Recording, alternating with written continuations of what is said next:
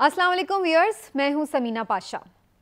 जो ख़वातीन आमतौर पर घर में खाना पकाती हैं और प्रेशर कुकर का इस्तेमाल करती हैं, वो शायद इस चीज़ को अंडरस्टैंड करती हैं कि प्रेशर कुकर के लिए एक सीटी की कितनी अहमियत होती है। वो सीटी क्या मतलब, वो जो वेट होता है जो प्रेशर कुकर के ढक्कन के ऊपर दरमियान में लगता है, और उसका मकसद क्या होता है। उसका मकसद बुनियादी तौर पर ये होता है कि जो स्टीम अंदर बनती है प्रेशर कुकर में, उसका कहीं ना कहीं से थोड़ा थोड़ा रिलीज़ होना बड़ा ज़रूरी होता है। क्योंकि अगर बिल्कुल ही उसका हर रास्ता बंद कर दिया जाए स्टीम का, तो खुदा न खास्ता हादसे का ख़तरा होता है। और इस बात का खदशा है कि प्रेशर कुकर फट सकता है उसी स्टीम की वजह से जो एक बम की सूरत में अंदर तैयार हो चुकी होती है। तो आम तौर पर जो घरेलू ख़वातीन काम करती हैं, उनके लिए ये समझना बड़ा ज़रूरी है कि अगर आपके प्रेशर कुकर का जो वेट है वो ऊपर प्रॉपर घूम नहीं रहा है, तो फिर ये आपके लिए अलार्मिंग है। उसको थोड़ा उस पर हिलना भी चाहिए और उसमें से हल्की फुल्की सी गैस जो है वो उसका रिलीज़ होना बड़ा ज़रूरी है। अगर ऐसा नहीं हो रहा तो प्लीज़ इस प्रेशर कुकर का इस्तेमाल तर्क कर दें। आप सोच रहे होंगे कि आज मुझे क्या हुआ है, क्या मैं आज आपके लिए कोई खाने की रेसिपी लेके आ गई हूँ? तो ऐसा बिल्कुल नहीं है। ये मिसाल मैंने इसलिए दी है कि पाकिस्तानी सिस्टम भी इस वक्त एक प्रेशर कुकर बना हुआ है, जिसमें एक प्रेशर बढ़ता जा रहा है, बढ़ता जा रहा है, बढ़ता जा रहा है। और इमरान खान साहब जलसों के थ्रू, इस मूवमेंट के थ्रू उस प्रेशर को रिलीज़ कर रहे हैं।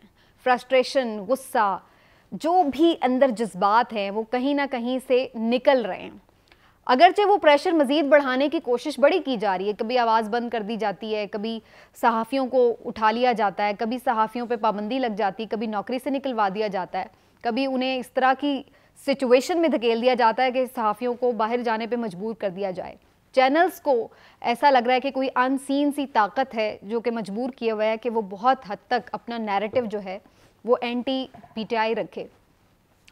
और उसके बाद जब नेशनल मेन स्ट्रीम मीडिया जो है ये सब कुछ कर रहे, उसके बावजूद भी इमरान खान साहब की मकबूलियत का तोड़ ना निकला, तो फिर सोशल मीडिया को कंट्रोल करने के लिए बार बार देखा ये गया कि जनाब वो तो यूट्यूब पर सारे देखना शुरू हो गए, वो तो सारे सोशल मीडिया पर देखना शुरू हो गए।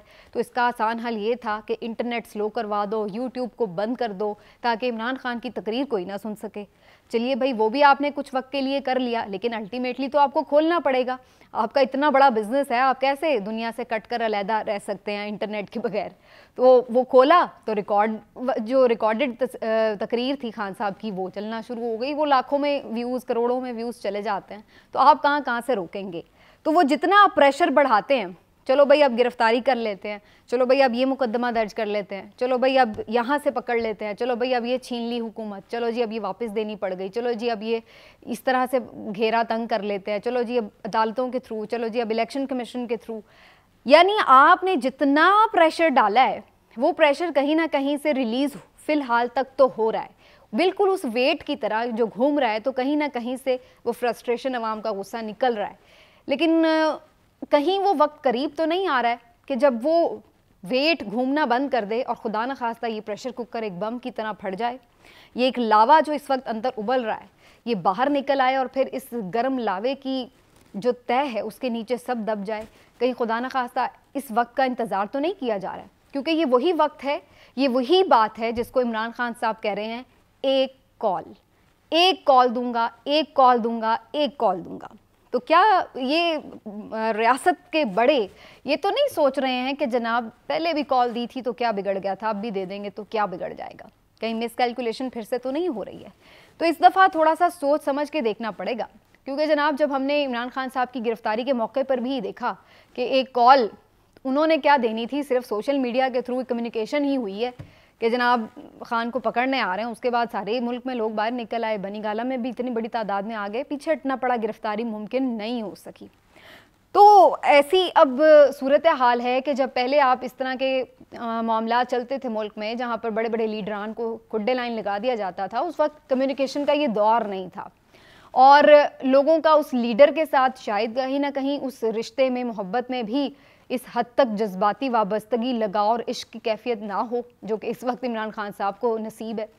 तो इस वजह से भी लोग उस तरह से रिएक्ट नहीं किए, वरना हुकूमतों का तख्ता उलटना, लीडरों को बिल्कुल खुड्डे लाइन लगाना या दुनिया से ही निकाल देना, ये कोई बड़ी बात नहीं रही है पाकिस्तान की हिस्ट्री में। सवाल ये है कि अब कम्युनिकेशन के इस फास्ट दौर में भी जहाँ एक मैसेज के थ्रू ही तमाम लोगों को बाहर निकाला जा सकता है, तो क्या ऐसा कोई -1 की जो गेम चलाने की कोशिश है वो कामयाब हो सकती है या नहीं? जाहिर है कि इसको कैलकुलेट करना पड़ेगा। बज़ाहिर ये बिल्कुल नामुमकिन दिखाई दे रहा है। इमरान खान साहब ने, पाकिस्तान तहरीक इंसाफ के चेयरमैन इमरान खान ने गुजरांवाला में जो आज एक अहम पावर शो किया, वो हकीकी आज़ादी जलसे का फेज़ जो था चल रहा ज़िमनी इलेक्शन के सिलसिले में, उसका एक लास्ट जलसा था। और इमरान खान साहब का ये कहना था कि वो इसमें कोई बड़ी अनाउंसमेंट करने जा रहे हैं। लोगों का ख्याल था कि शायद वो लॉन्ग मार्च की तारीख दे देंगे और जो लॉन्ग मार्च बड़े अरसे से पेंडिंग है, शायद उसके हवाले से वो कोई कॉल दे देंगे, लेकिन उन्होंने ऐसा नहीं किया, बल्कि सिर्फ ये कहा है कि कॉल के लिए इंतज़ार करें, तैयार रहें। अभी फ़िलहाल उन्होंने ये ज़रूर सोचा, एक नई स्ट्रेटजी बनाई है जो इस हुकूमत के लिए अगैन एक दर्द सर है। वो इसलिए कि ज़िमनी इलेक्शन की तैयारियों के सिलसिले में इमरान खान साहब जो जलसे कर रहे थे वो कुछ महदूद शहरों में थे, ठीक है ना, जहाँ जहाँ पे ज़िमनी इंतखाब होना तो वो वहाँ जाते थे, जलसा करते थे, घर चले जाते थे। बाकी मुल्क में सारी चीज़ें, रूटीन के मामलात वैसे के वैसे चल रहे थे। अब जो नई उन्होंने स्ट्रेटजी अपनाई है, क्योंकि जलसे तो उन्होंने नहीं रोकने, अगर आप ये समझ रहे हैं कि ज़िमनी इंतखाब रुक जाएगा तो जी जलसे रुक जाएंगे, इमरान खान साहब चुप करके घर बैठ जाएंगे, तो ये तो नहीं होने वाला। इमरान खान साहब ने तो अपनी कम्युनिकेशन जारी रखनी है, लोगों से उन्होंने मिलना ही मिलना है, आना ही आना है उसने अपने लोगों के पास। अब सूरत हाल उन्होंने ये बनाई है कि वो जो कंट्री वाइड जलसे हैं वो करेंगे, मुल्कीर जलसे, यानी पूरे पाकिस्तान के जो मुख्तलिफ शहर हैं वहाँ पर वो जलसे करने जा रहे हैं। और इन जलसों में ज़ाहिर सी बात है फिर वो महदूद नहीं रहेंगे, उनके पास ओपन ग्राउंड है कि वो जहाँ चाहें जलसा करें। इसके साथ साथ जो पाकिस्तान तहरीक इंसाफ ने ये स्ट्रैटेजी बना रखी है कि वो मुख्तलिफ जगहों पर, यानी जहाँ जलसा हो रहा होता है वहाँ तो हो ही रहा होता है, लेकिन उसके अलावा मुख्तलिफ शहरों में बड़ी स्क्रीन्स लगाकर लोगों के लिए जलसे देखने का एहतमाम भी कर देते हैं, और वो इटसेल्फ अपने आप में एक जलसा बन जाता है। और उसकी वजह से इम्पैक्ट ये जाता है कि पूरे मुल्क में ही एक्टिविटी जनरेट हो जाती है। इमरान खान साहब ने आज गुजरांवाला में एक बहुत बड़ा जलसा किया, और ये वो शहर है जो PMLN का गढ़ समझा जाता था, और खुर्रम दस्तगीर साहब जो कि वफाकी वजीर हैं वो इस शहर से ताल्लुक़ रखते हैं। पहलवानों का यह शहर हमेशा से ही हमें नज़र आता है कि PMLN के सपोर्टर्स इसमें ज़्यादा हैं, लेकिन इमरान खान साहब ने तकरीबन 2-3 महीनों में 2-3 मरतबा इतनी बड़ी तादाद में यहाँ पर क्राउड इकट्ठा करके बता दिया है कि इस वक्त गुजरांवाला जो है ये भी पाकिस्तान तहरीक इंसाफ से ही बिलोंग करता है। बहरहाल उन्होंने इस क्राउड में 2-3 बड़ी अहम बातें की हैं जिसके बारे में मैं आपको ज़रूर मेंशन करना चाहूँगी। पहली बात तो ये कि उन्होंने मज़ीद जलसों का ऐलान किया है। अब इसमें महंगाई का तड़का भी वो लगाएंगे। इस वक्त जो महंगाई है वो आप देखिए कि कहाँ पहुँची हुई है, 40% के करीब इसका रेशो जा रहा है, और इतनी पॉलिटिकल एक्टिविटी और मीडिया भी कुछ डंडी बहुत मारता है, तो इस वजह से इतनी ज़्यादा मीडिया पे बात नहीं हो रही महंगाई की। लेकिन जनरली जो इमरान खान साहब का दौर था, बल्कि मैंने एक नज़र से रिसर्च भी गुजरी, मैं ज़रूर आपके साथ शेयर करूँ कि जब इमरान खान साहब का दौर था जहाँ पर एवरेज 11% महंगाई थी, या 12% या 13% पर जाती थी, तो उस वक्त मीडिया कवरेज में 60% महंगाई पर बात होती थी, 60%।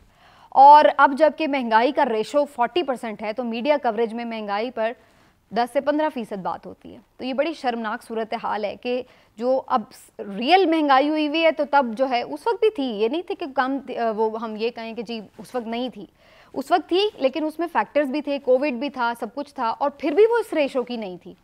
और फिर उस महंगाई को कोप अप करने के लिए कितने सारे प्लेटफॉर्म्स थे, हेल्थ कार्ड था, एहसास कार्ड था, लोगों को जिस तरह भी फैसिलिटेट किया जा सकता था वो भी किया जा रहा था। अब तो ये भी सिलसिले बंद हुए पड़े हैं, और ऊपर से महंगाई भी ज़्यादा है, और ऐसे में रही सही जो कसर है वो सैलाब ने पूरी कर दी है, जहाँ पर मज़ीद फूड शॉर्टेज की वजह से मज़ीद महंगाई होने जा रही है।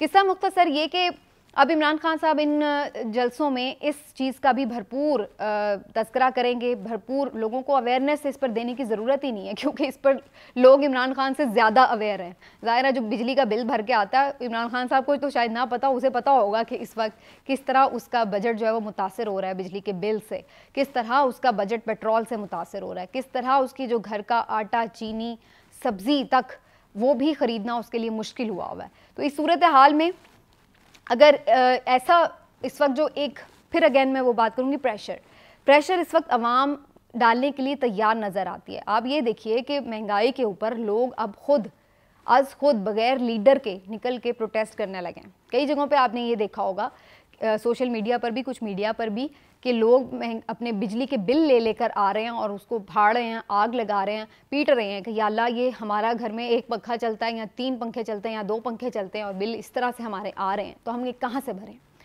तो ये वो चीज़ हैं, वो अवामी जज्बात और वो अवामी परेशानियाँ हैं जिनको अगर ज़ुबान मिल गई, जिसको अगर आप ये कह लें कि एक रास्ता मिल गया इन जलसों के थ्रू, तो फिर वो कहाँ निकलेगा जाके, ये इन हुक्मरानों के लिए सोचने की बात होगी। तो एक तो इमरान खान साहब महंगाई के इस इशू को ज़्यादा हाईलाइट करते नज़र आएंगे आने वाले दिनों में। फिर ओवरऑल जो ये -1 का उन्होंने दूसरा एक इस वक्त नैरेटिव जो है वो सामने रखना शुरू किया हुआ है कि किस किस तरह से उन्हें दीवार से लगाने की, उनको विक्टिमाइज़ करने की निशाना बनाया जा रहा है, उसको वो मज़ीद एक्सप्लेन करते चले जाएंगे। और तीसरी जो इस जलसे में एक अहम बात थी वो बड़ी इंपॉर्टेंट थी। इमरान खान साहब ने इस जलसे में इस्लामाबाद हाई कोर्ट के चीफ जस्टिस अतर मिन्नल्ला साहब की बड़ी तारीफ़ की और उन्होंने कहा कि वो बहुत अच्छे जज हैं, उन्होंने बड़े अच्छे फैसले लिए और उन्होंने ये भी कहा कि ये मैं सिर्फ इसलिए नहीं कह रहा कि मेरा केस उनकी अदालत में लगा हुआ है, बल्कि मैं शुरू से ही पहले से भी उनका एडमायरर रहा हूँ।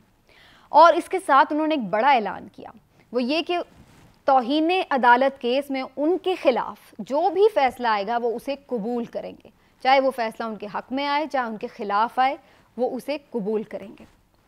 मैं समझती हूँ कि ये वो तमाम लोग जो ये कह रहे थे कि इमरान खान साहब इंतशार फैलाना चाहते हैं, इमरान खान साहब अपने आप को कानून से ऊपर समझते हैं, इमरान खान साहब समझते हैं कि वो पॉपुलर हैं तो वो जो मर्जी करते आए फिरे, उन्हें कोई पूछ नहीं सकता, वो कोई अपने आप को मुकद्दस गाय, कोई मुकद्दस हस्ती समझना शुरू हो गए हैं। ये उन तमाम लोगों के लिए एक जवाब है। वो इसलिए कि इमरान खान साहब ने तो ये नहीं कहा कि अगर आपने हमारे खिलाफ फैसला दिया तो हम इन जजों पर ज़मीन तंग कर देंगे, ये घेराव कर देंगे। हालांकि वो ये जानते हैं कि पब्लिक पावर इस वक्त उनके साथ है और वो एक कॉल देते हैं तो वो कुछ भी कर सकते हैं, लेकिन वो ये नहीं कह रहे, वो कह रहे मैं तो कबूल करूँगा। और ये उन्होंने उस वक्त भी किया जब उनके खिलाफ हुकूमत के तब्दीली हुई और उसके बाद सुप्रीम कोर्ट के ऑनरेबल जजेस ने उनके खिलाफ फैसला दिया, डिप्टी स्पीकर की रूलिंग को कलअदम करार दिया, तो इमरान खान साहब घर चले गए। उसके बाद भी पैदर पे जो भी चीज़ें हो रही हैं, दहशतगर्दी के मुकदमे बने तो वो अदालतों में पेश हो रहे हैं, इलेक्शन कमीशन ने केसेस बनाए हैं तो वो इन मुकदमों का सामना कर रहे हैं। ना तो उनके प्लेटलेट्स गिरे हैं, ना वो बाहर गए हैं, ना वो किसी हवाले से ऐसा लग रहा है कि वो बीमार अपने आप को शो कर रहे हैं, और ना ही उनको कहीं और किसी बहाने में हमने देखा है। तो एक तो ये कि जो ये एक उनकी इमेज ख़राब करने के लिए बात की जा रही थी कि पता नहीं इदारों के आमने सामने आ गए हैं और अगर उनके खिलाफ फैसला आया तो वो अपने लोगों को कहेंगे कि जी जाओ जाके सब कुछ तोड़ फोड़ कर दो और उठा लो और ये और वो आग लगा दो। तो उन्होंने एक वाज़े क्लियर मैसेज दे के बहुत ही ज़बरदस्त ये ऐलान किया कि जो भी फैसला है वो उसको कबूल करेंगे। तो ये जो नाकदीन के मुंह उन्होंने बंद किए हैं उसके लिए वेल डन इमरान खान। और जो दूसरी बात, इसी तरह फ़ौज के हवाले से उन्हें बार बार लड़ाने की कोशिश की जाती है कि जी ये फ़ौज के ख़िलाफ़ है, ये फ़ौज के ख़िलाफ़ है, ये फ़ौज के ख़िलाफ़ है। तो वो कभी शहदा की जाली कैंपेन चला के कि जी शहदा के ऊपर उन्होंने कोई सोशल मीडिया कैंपेन चलवाई, वो भी अब निकल आई है कमेटी में सारी बात कि उसमें पीटीआई इन्वॉल्व नहीं थी। और ऊपर से इमरान खान साहब ने हॉकी स्टेडियम जलसे में बाकायदा शहदा के लिए दुआ करवाई दर्जात की बुलंदी के लिए। तो ये चीज़ जो है वो उसको भी टैकल कर रहे हैं कि भाई ऐसी कोई बात नहीं। बार बार वो कह रहे हैं ये फ़ौज भी मेरी है, ये मुल्क भी मेरा है, ये अवाम भी मेरी है, ये फ़ौज भी मेरी है। तो कहाँ से आप उसको फ़ौज मुखालिफ साबित करेंगे, कहाँ से आप उसको अदलिया मुखालिफ साबित करेंगे। इलेक्शन कमीशन के ऊपर उनके बहरहाल शदीद तहफ़्फ़ुज़ात हैं, उसका वो सख्त अल्फाज में इजहार भी करते रहते हैं, लेकिन इन जनरल दोनों जो इदारे हैं, फ़ौज हो या अदलिया हो, उनके लिए वो रिस्पेक्ट जो है वो हमेशा शो कर रहे हैं। ये बड़ी ज़बरदस्त बात है और मैं समझती हूँ कि अगर इसी स्ट्रेटजी के साथ आगे चलते हैं तो फिर उनकी इमेज बिल्डिंग, क्योंकि अक्सर लोगों का ख्याल है कि वो उनको इस तरह से घेराव डालकर बेसिकली ये चाह क्या रहा है सिस्टम इस वक्त, ये वही बात है कि गलती करवाने की कोशिश हो रही है। जो लोग क्रिकेट देखते हैं वो ये समझते हैं कि जब मैच फंसा हुआ होता है तो क्या होता है, सारे फील्डर जो है वो बिल्कुल बैट्समैन के ऊपर कर दिए जाते हैं खड़े, इधर इधर स्लिप्स भी खड़ी कर दी, इधर भी, इधर बिल्कुल जनाब सारे ऊपर चढ़ाई कर देते हैं और प्रेशर डाल के 4-5 डॉट बॉल्स होती हैं तो उसके बाद जो बैट्समैन है उसके ऊपर प्रेशर आ जाता है कि अब उसको कोई शॉट खेलनी है, तो उसको फिर कोई ललचाई हुई गेंद दी जाती है जिस पर वो शॉट खेले और आउट हो, उससे गलती करवाई जाती है। तो यही जो स्ट्रैटेजी है वो इमरान खान साहब के साथ खेलने की कोशिश की जा रही है, लेकिन वो तो भाई पहले से ही खिलाड़ी हैं पक्के वाले। तो अब हो ये रहा है कि देखना ये है कि कौन गलती करता है। क्या इमरान खान साहब इस जाल में, किसी भी जाल में जो बार बार फेंके जा रहे हैं, उसमें आके कोई ऐसी गलत शॉट मार देते हैं कि लोग उनसे मुतनफ़र हो जाएं, बज़ाहिर तो ऐसा दिखाई नहीं दे रहा, बड़ा कैलकुलेटेड खेल रहे हैं और बड़ा अच्छा खेल रहे हैं। और दूसरी जानिब ये देखना है कि क्या इमरान खान साहब के इस जो इन्होंने प्रेशर अवाम के साथ एक बिल्ड किया हुआ है उसको ये सिस्टम कितनी देर सस्टेन करता है, और क्या सिस्टम कोई गलती करता है। सिस्टम तो बेतहाशा गलतियाँ कर रहा है, गलतियाँ नहीं कर रहा, गलते कर रहा है और उसको बहरहाल वो कितनी देर जारी रख पाता है ये देखना होगा और इसके लिए हमें थोड़ा सा इंतज़ार करना होगा। लेकिन अब ऐसे लग रहा है कि ब्रेकिंग पॉइंट बस आने को है। आज के व्लॉग से इतना ही, इंशाल्लाह फिर आपसे मिलेंगे। अपना ख्याल रखिए, अल्लाह हाफ़िज़।